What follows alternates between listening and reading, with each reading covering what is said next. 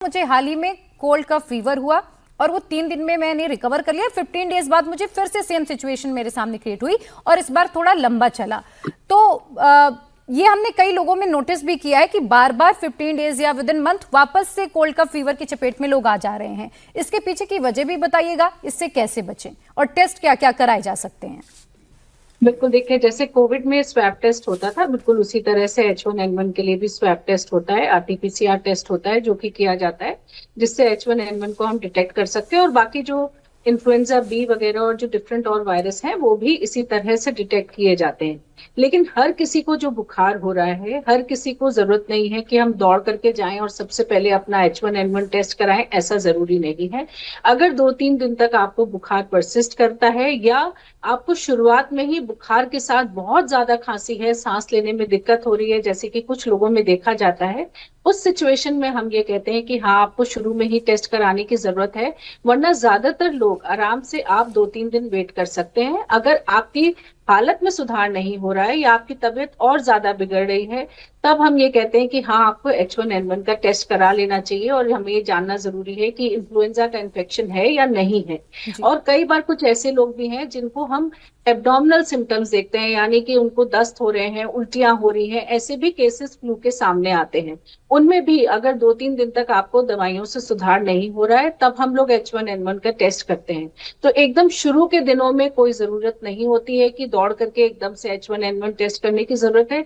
लेकिन जो सिक हो रहे हैं पेशेंट्स, यानी कि मान लीजिए किसी का ऑक्सीजन लेवल जल्दी जल्दी ड्रॉप हो रहा है या कोई व्यक्ति गफलत की हालत में जा रहा है या बुखार बहुत ज्यादा तेज है, तो ऐसे केसेस में शुरू में H1N1 का टेस्ट होता है, अदरवाइज जरूरत नहीं है। जैसे आपने बात करी अभी कि आपको शुरू में कुछ दिन बुखार हुआ और अपने आप ठीक हो गया, देखिए मैक्सिमम लोगों के साथ यही होता है। जैसे अभी डॉक्टर साहब ने भी बोला कि 85-90% केसेस जो हैं और जो हम ओपीडी में भी आज की तारीख में अपने हॉस्पिटल्स में देख रहे हैं, वो सब घर में रहकर थोड़े सिम्टोमेटिक ट्रीटमेंट के साथ ही ठीक हो रहे हैं। और इसमें ये चांसेस रहते हैं, जैसे आपने कहा कि मौसम है बार बार बदल रहा है, तो आपको कुछ दिन बुखार हुआ, आप ठीक हो गए, 10-15 दिन बाद दोबारा हो गया।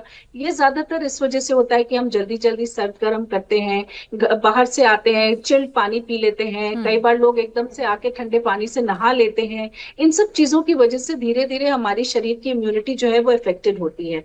वही अगर आप देखें तो लोगों का सोने का पैटर्न अच्छा नहीं है, खान पान अच्छा नहीं है, ये सब चीजें भी हमारे इम्यूनिटी लेवल को इफेक्ट करती है और हम बार बार बीमार पड़ते हैं। इसका मतलब लेकिन ये नहीं है कि हमें H1N1 हो रहा है या हमें बार बार H1N1 हो रहा है, ऐसा नहीं है। दूसरा, बहुत सारे केसेस भारत में सब क्लिनिकल होते हैं, यानी कि आपको इन्फेक्शन होता है, आपको बहुत तीव्र इन्फेक्शन नहीं होता है, लेकिन आप इन्फेक्शन दूसरों को पास ऑन कर सकते हैं ऐसी स्थिति में, और आपको सिवियर इन्फेक्शन नहीं होता है। तो कई बार बहुत सारे लोग जो घर बाहर निकल रहे हैं काम करने के लिए या बच्चे जो स्कूल जा रहे हैं, वो ये इन्फेक्शन लेकर के घर के अंदर आ जाते हैं। तो उनको ये इन्फेक्शन के सिम्टम्स ज्यादा नहीं दिख रहे हैं, लेकिन मान लीजिए कि वो अपने बुजुर्ग नाना नानी दादा दादी से मिल रहे हैं या घर में कोई प्रेग्नेंट लेडी है उसके संपर्क में वो आ रहे हैं, तो ऐसे में ये इन्फेक्शन दूसरे लोगों को भी ट्रांसफर हो जाता है, यानी कि उनको ये सिवियर इन्फेक्शन के रूप में सामने आ सकता है। इसीलिए जरूरी है कि हम हैंड हाइजीन का ध्यान रखें, कफ एटिकेट्स का ध्यान रखें। हम लगातार इस बात का ध्यान रखें कि अगर हम ये इन्फेक्शन बाहर से लेकर के आए तो घर के लोगों को भी वो इन्फेक्शन हो सकता है। तो ये चीजों का अगर थोड़ा बहुत हम ध्यान रखें, और साथ ही देखिए जरूरी होता है कि हम अपनी इम्यूनिटी पे काम करें, तो अपनी नींद का ध्यान रखिए, खान पान का ध्यान रखिए। आपको कोई डेफिशिएंसीज तो नहीं है, रूटीनली हर साल टेस्ट कराने चाहिए, देखना चाहिए कि विटामिन डी, B12, आयरन, इन सब चीजों की डेफिशिएंसी तो नहीं है, क्योंकि इन सब चीजों की डेफिशिएंसी से भी हमारा इम्यूनिटी लेवल डाउन होता है।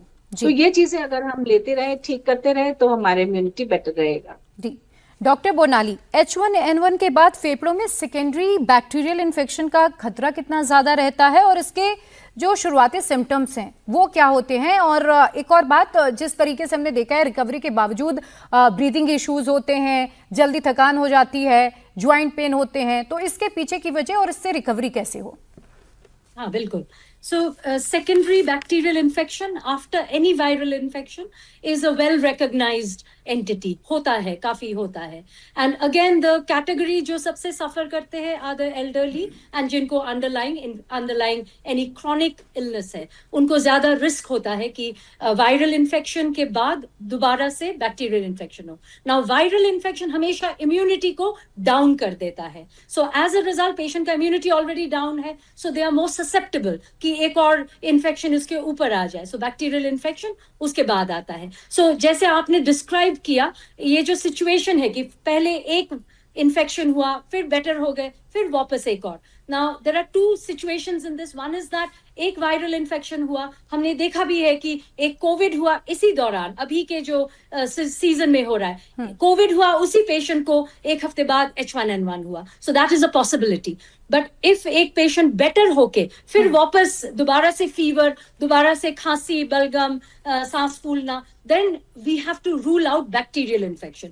ये काफी कॉमन होता है और इसी में फिर एंटीबायोटिक्स का रोल होता है. जैसे डॉक्टर संजीव ने बोला, the tendency is कि बुखार होते ही एंटीबायोटिक ले लो, but that is not a good practice because initial हमेशा viral illness होता है, उसके ऊपर फिर secondary bacterial infection होता है. Now जिनको underlying lung disease है, for example asthma, COPD, interstitial lung disease, बहुत सारे लंग डिजीजेस होते हैं और बहुत कॉमन होते हैं. तो ये लोग वायरल इन्फेक्शन के दौरान भी ज्यादा सफर करते हैं. उनका एस्थमा का फ्लेयर अप हो जाएगा, सीओपीडी का फ्लेयर अप हो जाएगा. तो इस ट्रीटमेंट के साइड बाय साइड हमें नेबुलाइजर्स और ये सब देना पड़ता है ताकि वो इससे निकल आए. So this is a very common thing we see that underlying lung disease में वायरल इन्फेक्शन उसको बढ़ा देता है, प्लस सेकेंडरी इन्फेक्शन का रिस्क बढ़ जाता है.